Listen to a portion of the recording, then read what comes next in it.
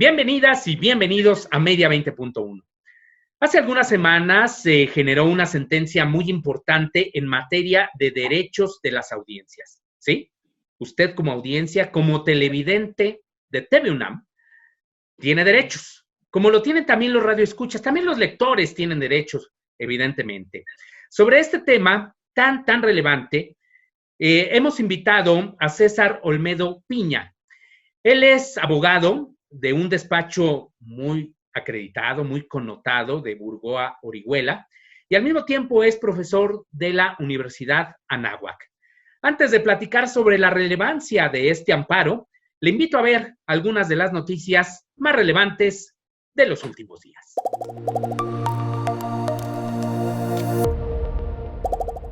El presidente Andrés Manuel López Obrador nuevamente expresó su descontento por el manejo de la información y su jerarquización en distintos medios. En concreto, hizo referencia a que, por ejemplo, desde su punto de vista, no se ha hecho mucha mención del caso García Luna. No se dice nada en los medios de que está preso el que fue secretario de Seguridad Pública durante el gobierno de Felipe Calderón.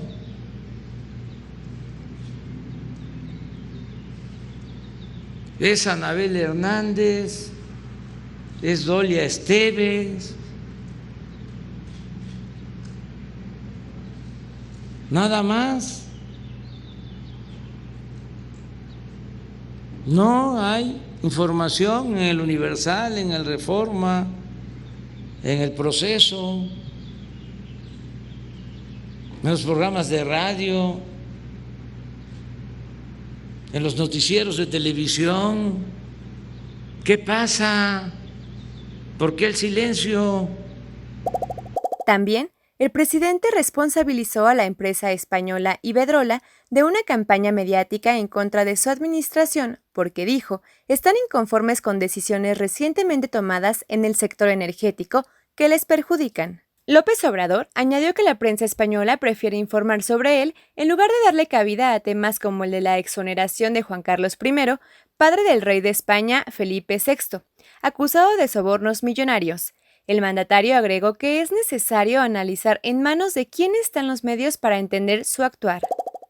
Son muy pocos los medios de información, vamos a decir, objetivos, profesionales, con ética, sino están totalmente inclinados a proteger intereses de grupos económicos y políticos.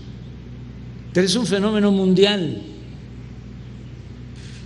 no solo México. Como vimos esta semana, el presidente Andrés Manuel López Obrador hizo dos señalamientos relevantes que ponen sobre la mesa la necesidad de un análisis mucho más amplio sobre los medios, sus intereses y sus líneas editoriales, análisis al que deben sumarse las audiencias. Muchas gracias por continuar en Media 20.1. Como le comentaba, hoy nos acompaña César Enrique Olmedo Piña. César, bienvenido a Media 20.1. ¿Qué tal? ¿Cómo estás, Gabriel? Muy buenas tardes. Pues aquí muy contentos de recibirte, César, porque, a ver, de entrada, para que nuestra audiencia se familiarice, ¿cuáles son algunos, no nos digas todos, algunos de los derechos de las audiencias? Bueno, de primera impresión te diría todo lo que está conectado con la libertad de expresión, pero aquí a lo mejor quien nos oye va a decir, bueno, a ver, ¿quién es una audiencia? Pues una audiencia somos todos cuando entramos en contacto con los medios, digo, y también medios en sentido amplio, quienes nos escuchan en este momento se convierten en audiencia. Entonces dicen, bueno, ¿qué derechos tengo? Pues que tú y yo, que los comunicadores, que periodistas, que conductores digan la verdad. Digo, yo sé que es una pretensión y una bala decir eso, pero vaya, hay una aspiración en la comunicación a no solo informar, también informar contenidos verídicos, reales, que le permitan a una persona, a la audiencia, juzgar la realidad que está viviendo. Un primer derecho es este, la veracidad informativa. O sea, que no le den gato por liebre, como se dice comúnmente.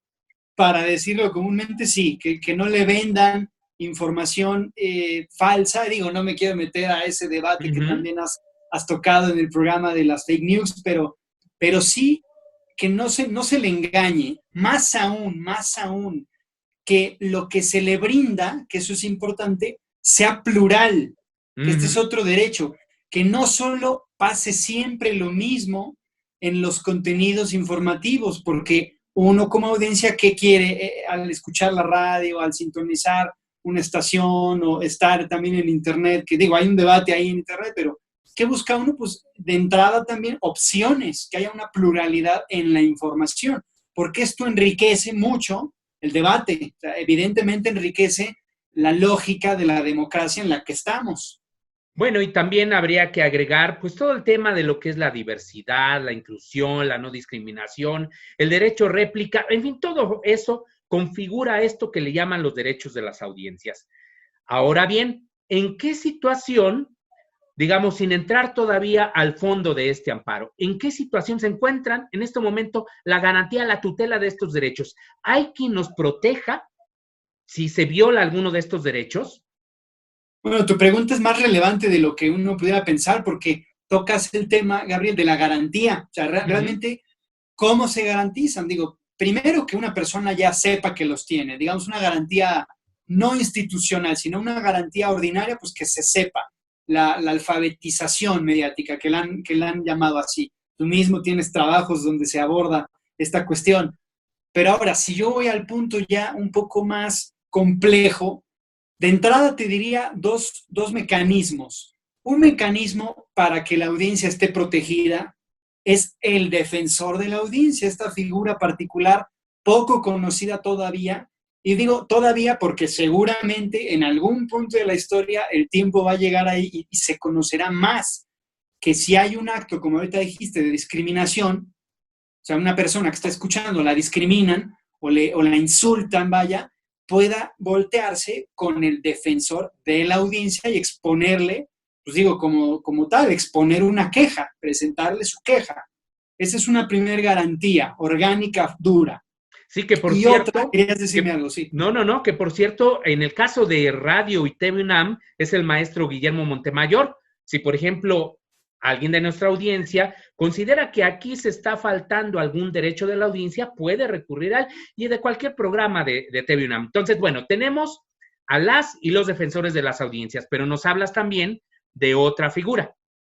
Sí, habría una figura ya más institucional, estatal, lo pondría así, que es el propio Instituto Federal de Telecomunicaciones, ¿no? Este organismo constitucional autónomo, y para quienes nos escuchan que no necesariamente tendrán que tener un lenguaje jurídico, pues vaya, cuando digo constitucional autónomo es fuera de los tres poderes, ¿no? O sea, hay ejecución, legislación y jueces. Bueno, el IFT, el Instituto Federal de Telecomunicaciones, está aparte, tiene autonomía de gestión, de operación financiera, y aquí lo que nos interesa es de supervisión y vigilancia sobre los concesionarios y sobre el mismo defensor de la audiencia para la protección de las audiencias. Este es un tema importante, el papel del IFT.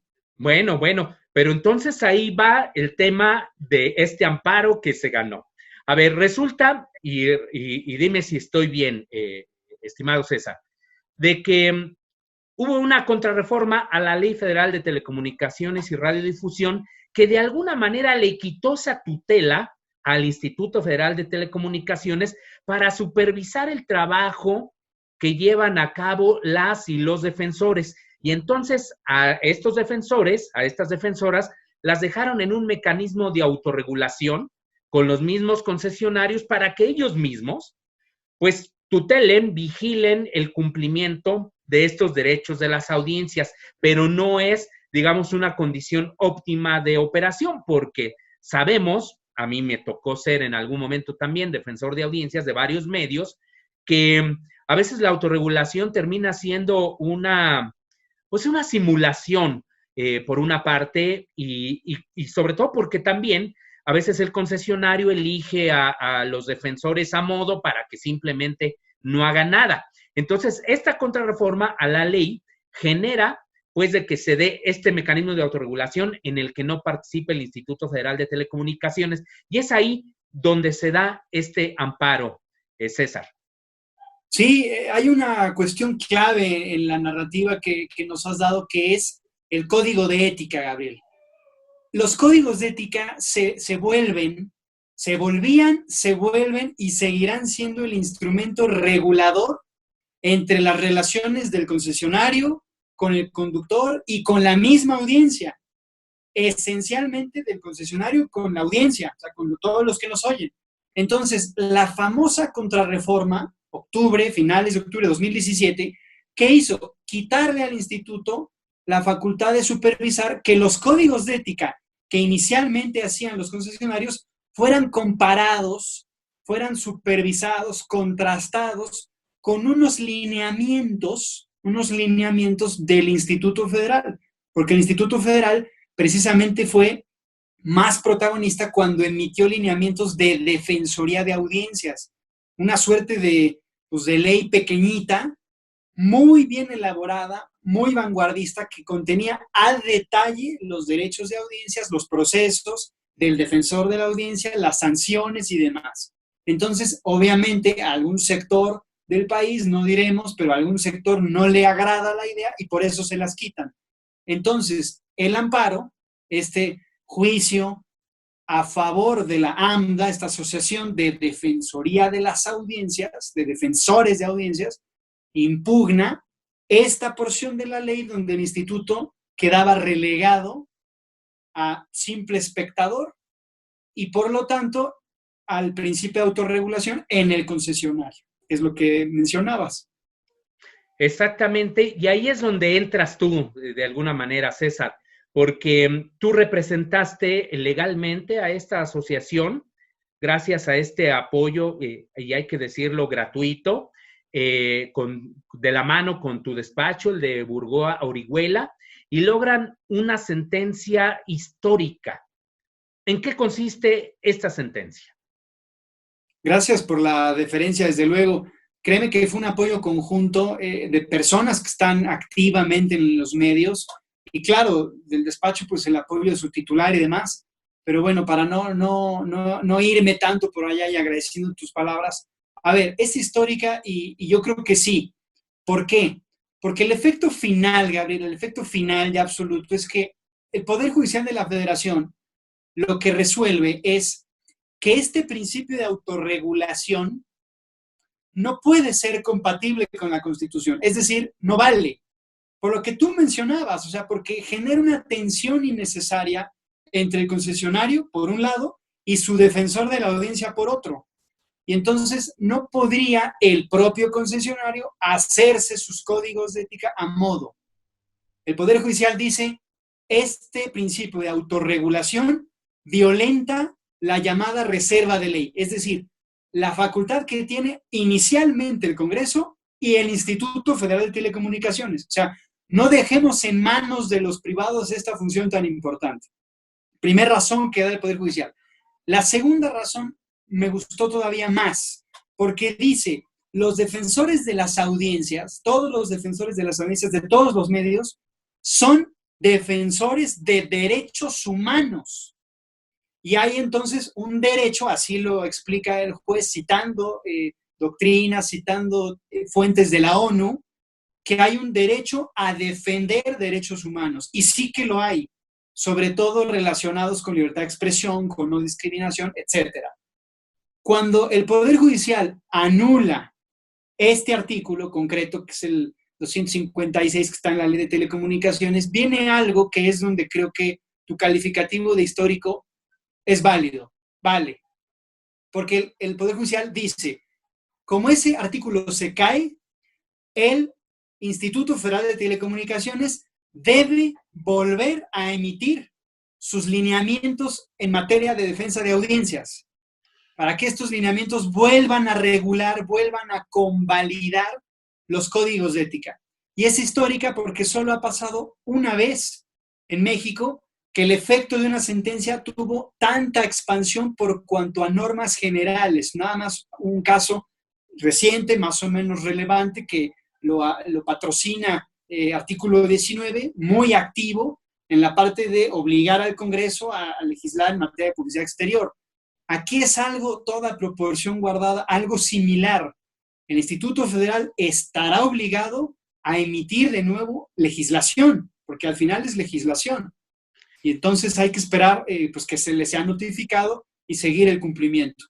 Bueno, pues ahí está esta parte muy importante, que son de alguna manera los efectos de este amparo, pero tenemos que hacer una pausa, César. Ahora que regresemos, pues le explicamos qué es lo que sigue. Así que no se vaya.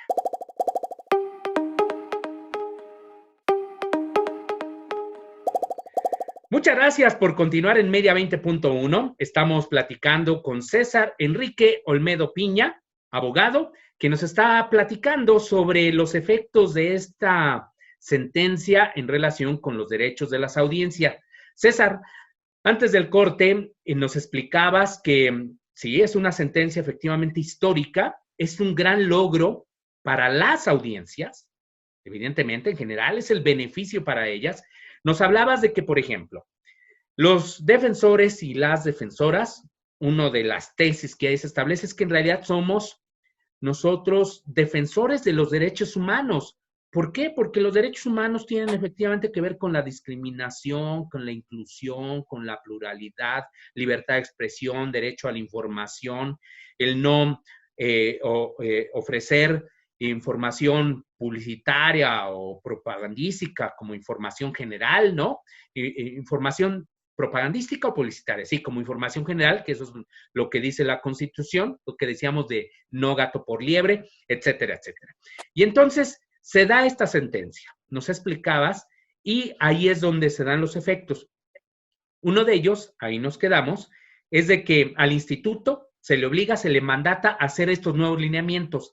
¿Cómo vamos en ese proceso y en qué consisten específicamente estos lineamientos? Pues mira, es una pregunta que estará parcialmente condicionada, y es una expresión que no me gusta, pero así sería, condicionada a lo que irá pasando en el juicio. Es decir, en condiciones normales, el cumplimiento que debe darle el Instituto Federal es que, y aquí hay un paréntesis que tendría yo que hacer, Gabriel, no me entretengo mucho con él, pero hay que hacerlo para entender el contexto del cumplimiento. El Instituto Federal ya había emitido estos lineamientos, ya los había expedido. Sin embargo, hubo mucha resistencia de algunos actores políticos que promovieron procedimientos, ¿no? Concretamente controversias constitucionales de la consejería, vaya, algunos personajes públicos que no estaban del todo cómodos y los impugnaron. Entonces, el instituto, perdón, dime. Perdón que te interrumpa, ¿no? Sí, no, adelante. Me estaba acordando justamente cuando se dio estos lineamientos, es decir, antes de esta contrarreforma de la cual comentábamos, y que eran lineamientos muy bien hechos, tú también ya lo explicaste, estaban muy bien aterrizados y demás. Entonces se genera este ruido, sobre todo tomando de pretexto esto de que habría que diferenciar la información de la opinión, ¿no? Y entonces todos los grandes líderes de opinión y los medios de comunicación impugnan, apoyados por el gobierno de Enrique Peña Nieto, y echaron para atrás esos lineamientos y después se fueron con esta contrarreforma para quitarle al IFT estas facultades de la tutela de los derechos de las audiencias. Así que ahí nos quedamos, ¿no? Pero entonces decías, pues ahora para retomarlos, pues todavía tiene que pasar un proceso. Sí, es que sucede justamente en la parte de la historia que has comentado. El Instituto Federal se enfrenta a un problema cuando eso pasó, que era, ¿dejamos la vigencia de los lineamientos o no? Porque los están impugnando. Entonces, ¿qué sucedió? Los suspendieron. Es decir, no terminaron de entrar en vigencia, o sea, en vigor. No terminaron de tener vigencia plena.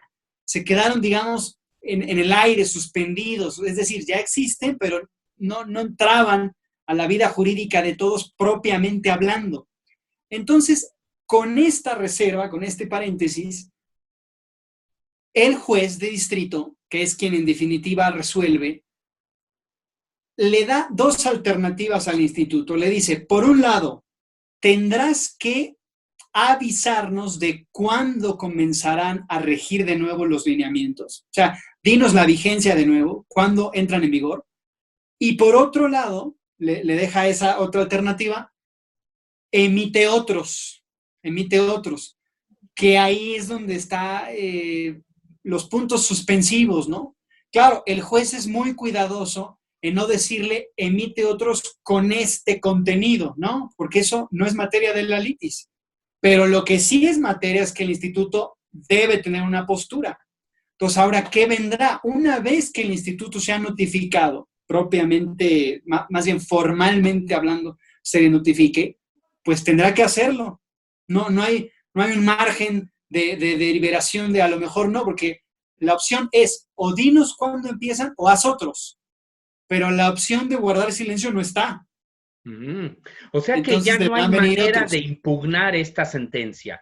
Es decir, No, el IFT sentencia tiene que actuar para garantizar, pues, ahora sí que su facultad en materia de tutela de los derechos de las audiencias. Lo dices bien, su autoridad, porque no podríamos tener un regulador de ese tamaño, es decir, constitucionalmente autónomo, con facultades, en este caso legislativas, para emitir normas, y que no lo haga, ¿no? Y además porque esto tiene un sustento constitucional, Gabriel. En el artículo 6 se le permite a la legislación en sentido amplio y luego al instituto emitir estos lineamientos. Puede hacerlo. Y la litis del amparo es si podía o no, porque esta contrarreforma le quitó esa facultad. Ahora, como el efecto es que se concede el amparo, se le devuelve la facultad al instituto para hacerlo. Entonces, de que lo tiene que hacer, lo tiene que hacer. Y yo calculo que esto podría ser en el marco más o menos de unos 30 días, más o menos. ¿Por qué? Porque el Poder Judicial le concedió 30 días al Congreso de la Unión para invalidar el artículo. Entonces, quiero pensar que paralelamente el instituto tendría la misma suerte, paralelamente. Ahora, César, el asunto se complica un poco por el hecho, bueno, no sé si esto complique o facilite. Cuando se dio esta contrarreforma, ya decíamos esta facultad que le quitan al Instituto Federal de Telecomunicaciones en esta tutela de los derechos de las audiencias y todo queda en el ámbito de la autorregulación. Paralelamente, un grupo importante de 47 senadoras y senadores presentan una acción de inconstitucionalidad por esto mismo. Ahí, ¿qué ha pasado con esta acción de inconstitucionalidad? No sé si tú lo sepas, y si de alguna manera entorpece esta sentencia, este amparo ganado por la Asociación Mexicana de Defensoría de las Audiencias, que por cierto actualmente preside la maestra Beatriz Solís, a quien le enviamos también un saludo. Beatriz Solís Lerré, claro que sí, también me sumo al saludo.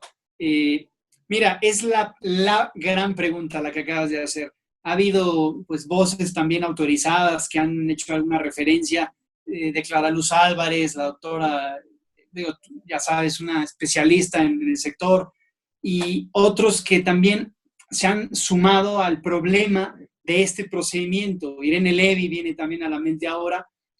Y a ver, aquí sucede algo. La Corte, en efecto, tiene en el escritorio una acción de inconstitucionalidad pendiente ya de hace tiempo. Esta acción impugnó todo el decreto, es decir, toda la contrarreforma completita. Como estamos en el campo de la especulación, para ser respetuosos del Poder Judicial, te contesto en los escenarios que podría haber. Si invalida la norma, si no la invalida, si la retira, a cualquiera de estos tres, invalida, no invalida o lo retira, en cualquiera de los tres, en estricta pureza no tendría que alterarse el efecto en el amparo nuestro de la obligación concreta al instituto para legislar. ¿Por qué? Porque toda la posible invalidación que haga la Corte, en ese caso que invalide, sería para tirar el decreto. Ok, si el decreto se cae, es decir, la contrarreforma completa se cae, en nada en nada evita que el instituto cumpla la parte que le toca en el amparo de nosotros, que es volver a emitir los lineamientos. Yo lo que pensaría es eso. Claro, es que hay que ver qué resuelve la Corte, esperar a leerlo, ver los razonamientos de los ministros, porque en este tipo de procedimientos hay votaciones muy complejas, muy encontradas y hasta cierto punto antagónicas entre las propias líneas jurisprudenciales de los ministros. Entonces yo lo que haría es esperar a conocer de manera completa. Pero por eso te digo, independientemente a eso, considero que al menos la parte del instituto no debe quedar afectada.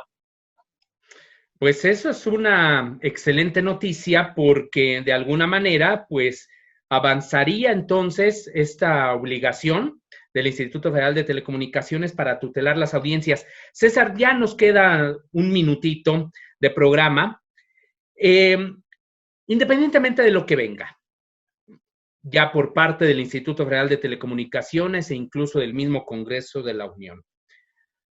Actualmente, ¿qué debemos hacer las audiencias si consideramos que se ha violado un derecho nuestro? Si, por ejemplo, vemos contenidos discriminatorios, si, por ejemplo, nos faltaron al respeto como audiencia, en particular a las audiencias infantiles, al transmitir imágenes, textos, sonidos no adecuados para su edad. Si, por ejemplo, vimos sexismo en un programa, quizás un acto discriminatorio, si, por ejemplo, nos están ofreciendo alguna información como periodística, pero que en realidad es una información pagada o es propaganda, ¿qué podemos hacer? Mira, te voy a contestar eso con las palabras de un grande que en paz descanse, se llamó Héctor Suárez. Héctor Suárez tiene un pequeño video que circuló mucho en su momento, donde él está diciendo que el país y que el mexicano no tiene cultura del reclamo, que no reclamamos nada. Entonces, si tú me dijeras con qué cierras, te diría con esa palabra, reclamar, conocer los derechos y reclamar. Ahora, ¿a quién se le reclaman? Al defensor de la audiencia. Hay que ir con el defensor de la audiencia y decirle lo que está pasando, pero las audiencias, las personas, los ciudadanos, tenemos que estar enterados de lo que sucede y juzgar con criterio propio qué información nos ponen enfrente. Y ya si esta alternativa no funciona, ahí está el amparo, el gran juicio de amparo que ya cumple, por cierto, las semanas pasadas 9 años de reforma constitucional, fue, pues ya tiene un tiempo, fue el 6 de junio de 2011, y conocerlo para poder a través de él defender los derechos, no hay más, es conocerlos y reclamar, porque si no, silencian la expresión y silencian la información. Pues ahí está, esa cultura del reclamo, así es que usted que nos está viendo, si hay algo aquí de este programa, le reitero, de cualquier otro programa de TV UNAM, o bien de cualquier otro medio de comunicación y usted considera que se ha vulnerado alguno de sus derechos, acuda al defensor, hay que ser insistentes y pues bueno, hay que estar en espera ya de los efectos de este amparo tan importante que es un gran triunfo para usted como audiencia y es también un gran triunfo de este despacho de Burgoa Orihuela y en particular pues de César Olmedo Piña, pues un gran abogado, experto en amparo y como nos damos cuenta, un gran profesor. Muchísimas gracias por acompañarnos, César. A ti, no, al contrario, Gabriel, a ti por la invitación y desde luego por continuar con una voz diversa y fresca en TV UNAM, que bien que hace falta y bien que nutre de entre tantos contenidos informativos de otros espacios que mejor no decir. Entonces, muchas gracias a ti. Al contrario, ahí están los medios públicos y muchas gracias sobre todo a usted. Hasta la próxima semana.